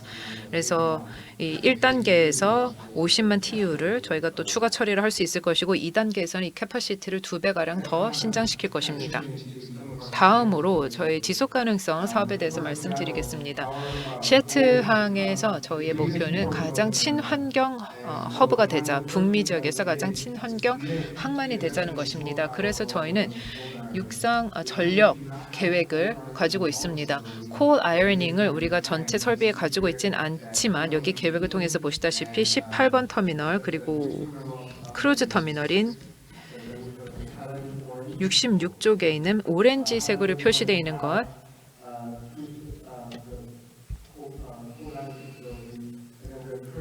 이 이제 육상 전력, 콜 아이런 그런 역량을 더욱더 투자하려고 하고 있습니다. 이게 이제 아래쪽에 보이는 것입니다. 이런 크루즈 터미널을 저희가 완성을 하게 되면은 북미 지역에서 유일하게 이런 육상 전력이 확보된 그런 특히 크루즈 터미널을 위해서 확보시킨 유일한 항만이 될 것입니다. 그리고 또 저희가 이 해상 탈탄소에 있어서 어떤 포괄적인 접근을 채택하고 있는지 말씀을 드리겠습니다. 북서 청정 대기 전략도 저희가 가지고 있습니다. 3개 항만, 시애틀항, 타코마항, 그리고 밴쿠버 BC, 브리티시 콜럼비아 항 간에 체결한 MOU입니다. 이 3개 항이 함께 보시다시피 이 전체 태평양의 북서 지역의 회랑을 차지하고 있기 때문에 우리 3개 항이 함께 노력해서 집단적으로 노력하는 것이 물론 당연히 좋기도 하지만 이게 또 경쟁 차원에 있어서도 매우 중요하다고 생각합니다. 어떤 경우에 지속 가능성의 투자를 내가 한다라고 할 때 이게 상당한 비용을 초래합니다. 전력화하는 것도 비싸고 그리고 인프라에 투자를 하고 LNG 설비를 확충하는 것이 비싼데 이런 비용이 결국에는 소비자에게 전가되는 경우가 있습니다. 이게 해운사가 됐든 아니면 뭐 이게 결국에는 소비자에게 결국에는 전가가 되는 것입니다. 그러한 우리가 고객을 잃게 되는 우리 지속 가능성에 투자를 했다는 이유만으로 고객을 잃게 되는 것을 원치는 않습니다. 하지만 그것을 막기 위해서는 다른 모든 경쟁사들이 같은 것을 하면 됩니다. 그래서 저희가 경쟁의 장을 고르게 만든다라는 차원에서 이 3개 항이 함께 협약을 체결해서 어느 항에 가든 상관없이 지속 가능성 목표는 늘 똑같다라는 것입니다. 같은 목표를 지향하고 있다라는 것입니다. 그래서 이것 때문에 만약에 내가 뭐 밴쿠버 대신 시애틀을 택하겠다 혹은 그 반대가 되겠다가 되는 것이 아닙니다. 저의 목표는 2030년까지 배출량을 50%로 줄이는 것인데 좀 더 야심차게 2040년까지 탄소 중립, 다시 말해 2050이 아니라 40년까지 탄소 중립을 위해서 노력하려고 하고 있습니다. 마지막으로 저희가 녹색 회랑이라고 부르는 사업에 대해서 말씀드리겠습니다. 이는 미국의 그린 시핑 챌린지의 일환으로 이루어지고 있는 것인데요. 미국에서는 6개 녹색 회랑을 2030년까지 만들려고 하는 것인데 시애틀 포트, 시애틀도 여기에 참여를 하고 있습니다. 특히 크루즈 면에 있어서 저희가 기여를 하려고 하고 있습니다. 앞서 말씀드렸다시피 저희는 시애틀에서 알래스카 노선의 그 크루즈에서 그게 메인 노선인데요. 그래서 저희가 그것을 친환경 회랑으로 만들려고 노력을 하고 있습니다. 알래스카 항이랑 저희가 같이 협업해서 이 크루즈 노선을 위해서 녹색 회랑을 만들려고 하는 것인데 솔직히 쉽지는 않지만 모든 크루즈 파트너사들이 함께 협력하고 있습니다. 이 녹색 친환경 회랑 사업을 위해서 노력하고 있고 추가적으로 녹색 회랑 사업을 확대하려고 하고 있습니다. 사실 제가 오늘 회의 이후에 컵 27차 총회 참석차 이집트에 가는데 거기에서 또 이런 시애틀과 다른 항만 간의 합작 노력을 통해서 녹색 회랑을 더 확대하려고 하고 있습니다. 이 정도로 제가 짧게 요약해서 말씀을 드렸습니다. 경청해 주셔서 감사드립니다.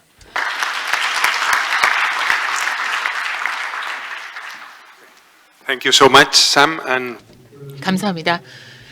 네, 그럼 이 시간에는 안더스 도마스트럽 DP 월드 한국법인 대표께서 발표해 주시겠습니다. 큰 박수로 맞아주시기 바랍니다. 여러분 안녕하십니까? 저도 지난 주말에 참사로 인해 부상을 당하신 분, 목숨을 잃으신 분, 그 유가족에게 진심으로 위로의 말씀을 드리고 싶습니다.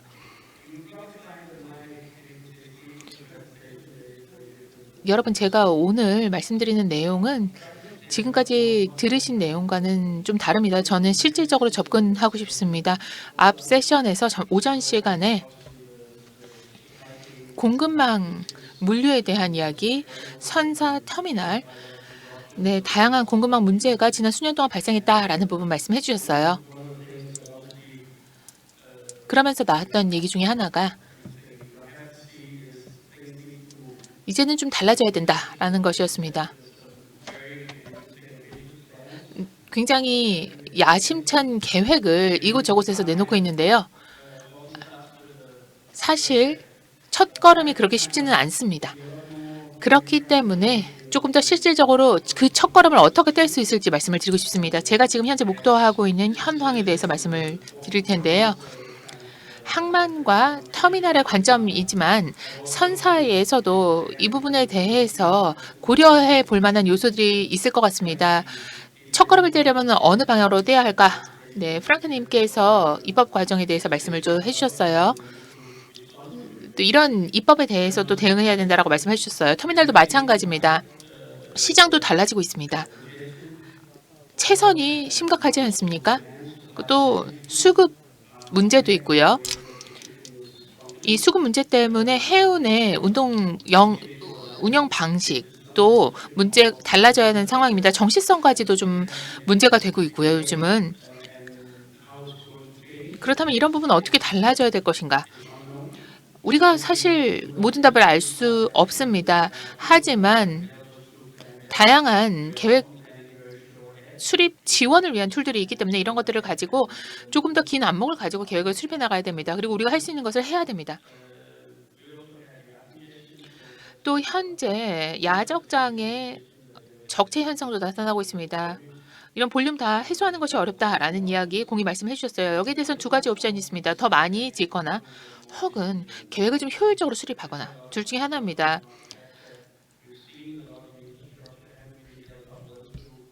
물론 인프라 자체가 코로나 상황에서 제대로 대응을 하지 못했던 부분이 있습니다. 그런데 이제 코로나가 끝나는 과정에서 계속해서 이 정도 수준으로 가져갈 것인가 아니면 어떤 부분에 정이 필요할 것인가 좀 고려를 해봐야 됩니다. 그러면 결국 효율성이라는 것을 어떻게 개선할 것인가, 트럭이든 철도든 선박이든 이런 것들이 항만에 들어와서 이제 이런 것들을 효율성 있게 운영하는 방식은 무엇이 있을까를 고민해봐야 되는데요.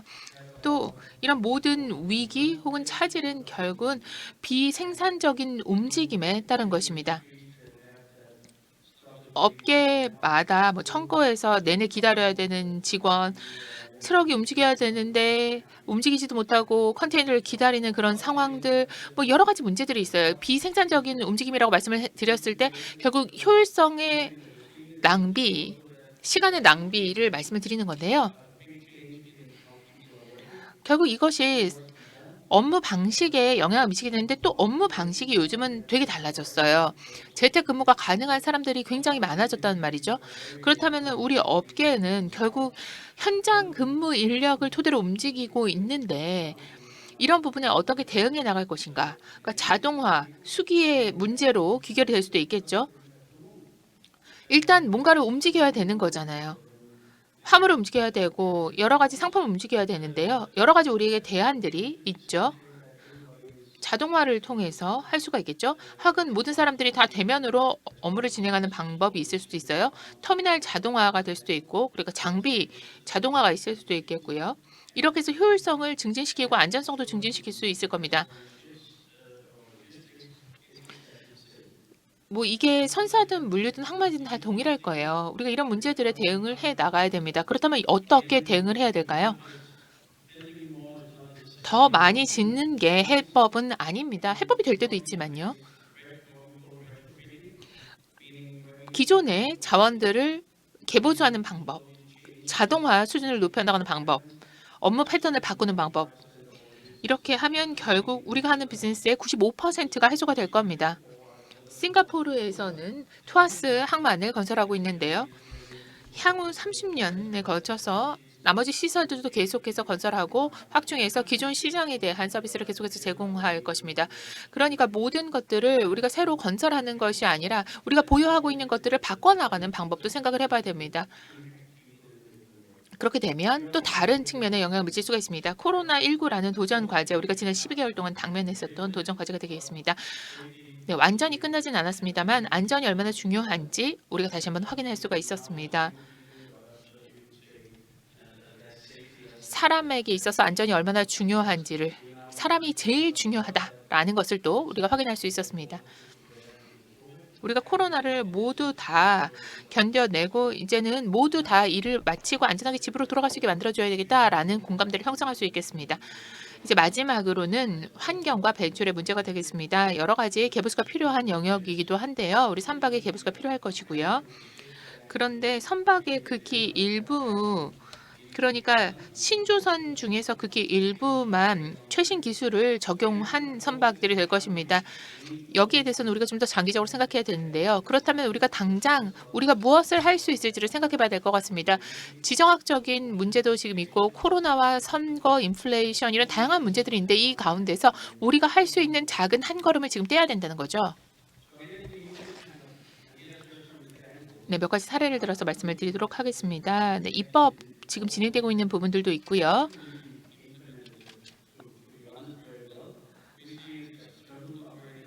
터미널 운영사로서 총중량 검증제는 결국 안전의 문제입니다. 모두 다 이런 입법을 하게 된다면 너무나 좋겠지만 우리가 이것을 집행할 수 있을 만한 주체가 없다라는 게 문제입니다. 그렇기 때문에 처음부터 모든 게 완벽하게 이루어질 것이다라고 생각을 하는 것이 아니라 이런 부분에 있어서도 작은 걸음을 떼나갈 수 있어야 됩니다. 안전이라는 것, 네, 너무나 중요함에도 불구하고 마치 칸막이식으로 업계 내에서 이루어지고 있다는 것을 볼 수가 있습니다. 그런데 안전이라는 것은 혼자서 다 담보할 수가 없습니다. 내가 안전을 담보한다 하더라도 네, 상대방이 문제를 일으킬 수도 있고요. 그런데 환경도 마찬가지입니다. 내가 환경 문제에 경각심을 가지고 있다 하더라도 누군가 오염을 시킨다면 소용이 없습니다.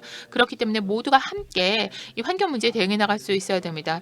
근데 지금도 칸막이식으로 환경이든 안전이든 대응하고 있다는 게 문제입니다.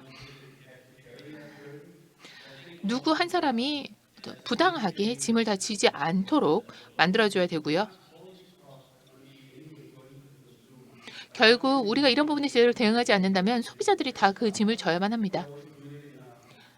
때문에 우리가 신속한 대응을 하면서 우리의 고객들을 존중하는 방식으로 변화를 도입해야 됩니다.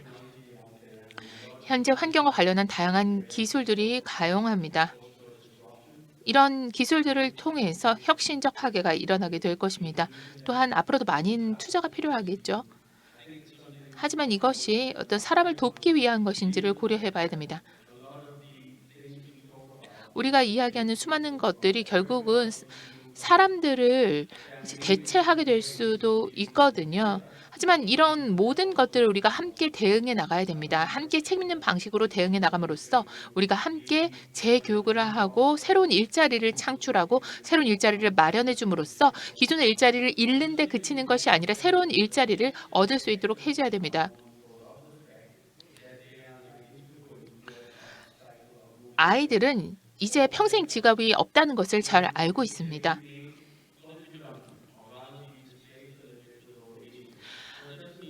그런데 대학 졸업생들이 내가 기술 때문에 자동화 때문에 일자리를 잃게 되는 것은 아닌가? 이렇게는 잘 생각을 하지 않아요. 오히려 가치 사슬에서 새로운 부가가치를 창출하는 존재가 될 수도 있다는 부분을 인식하고 있거든요. 이것을 우리가 전반적으로 확산시킬 수 있어야 될 것입니다. 우리 업계에서 조만간 이제 이 자동화가 더욱더 확산될 텐데요. 우리가 이 부분에 대해서 충분히 준비를 해야 될 것이고 어떤 인간적인 측면도 생각을 해야 됩니다. 이 구현을 함에 있어서 우리가 좀 더 안전하게 그리고 환경적인 측면을 고려하면서 어떻게 구현할 것인지를 생각해 봐야 됩니다.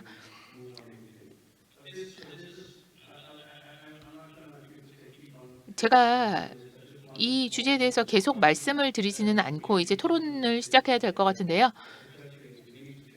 하지만 우리가 일단 걸음을 떼야 됩니다. 지금 걸음을 떼야 됩니다. 이런 모든 상황이 벌어지고 있다 하더라도 지금 당장 걸음을 떼야 합니다. 감사합니다.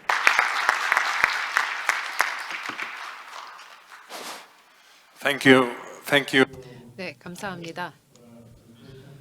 앤더스님 발표해 주셔서 정말 감사합니다. 지금 시간을 지키는 것이 한국에서는 얼마나 중요한지 잘 알고 있습니다. 커피 브레이크가 5분 뒤에 있을 것을 알고 있습니다. 제가 사실 연사분들에게 좀 질문을 생각하긴 했었지만 청중분들께 기회를 드리는 것이 타당하다고 생각합니다. 혹시 청중분들 질문이 있으시면 말씀 부탁드리고 하지만 5분밖에 남지 않았다는 말씀 양지 부탁드립니다.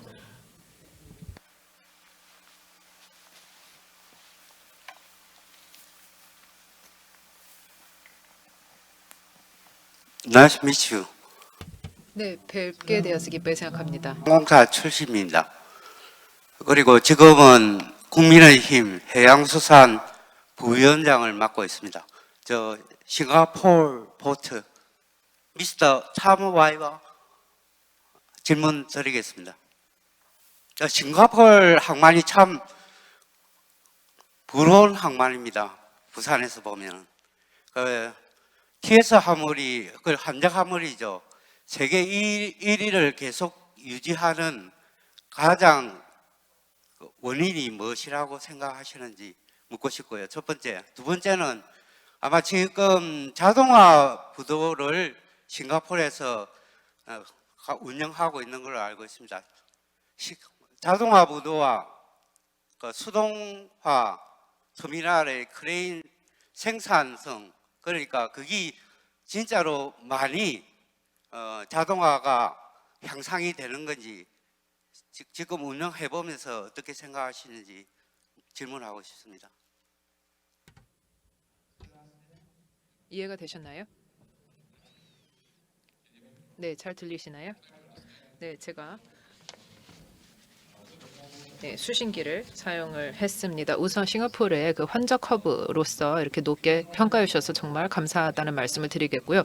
제가 1위라고 해서 계속해서 그냥 만족하는 것이 아니라 이게 환적이 저에게는 정말 중요합니다. 싱가포르가 너무 작은 나라이기 때문에 거의 사실 이제 수입이 거의 의존도가 높고 수입하는 100% 중에서 10에서 15%는 국내용이고 내수용이고 나머지 85% 이상은 환적해서 수출이 또 됩니다.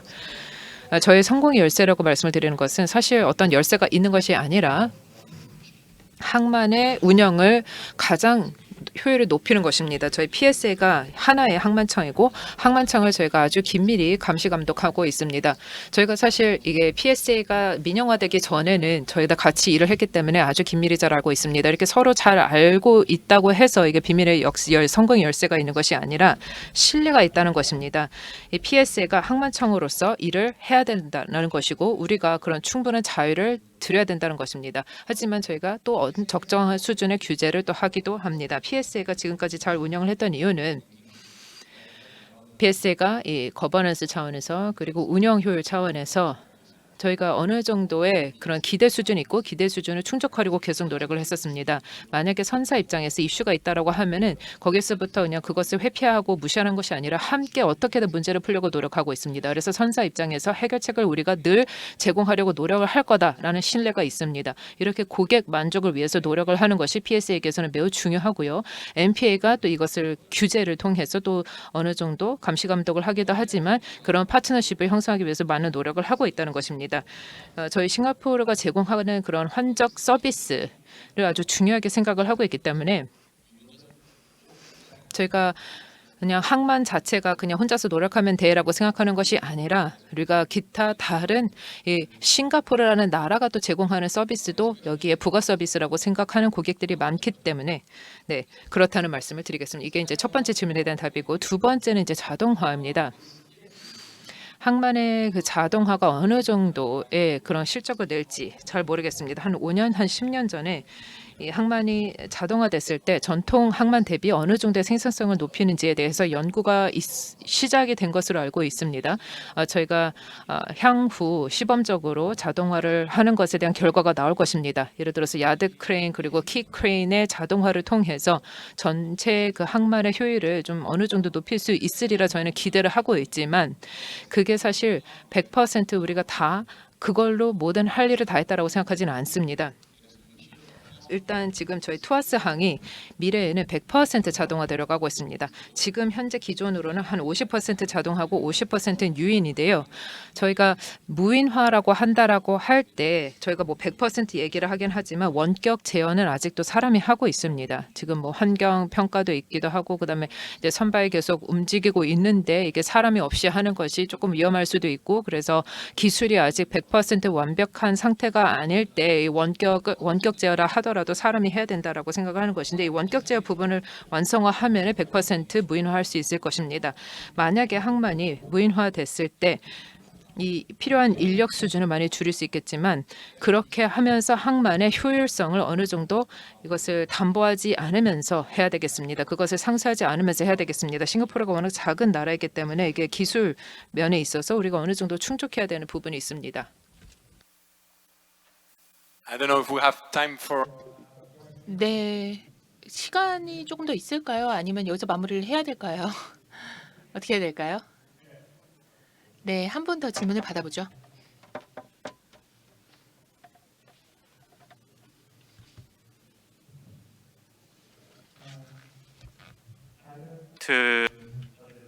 저는 토렌트님께 질문을 드리도록 하겠습니다.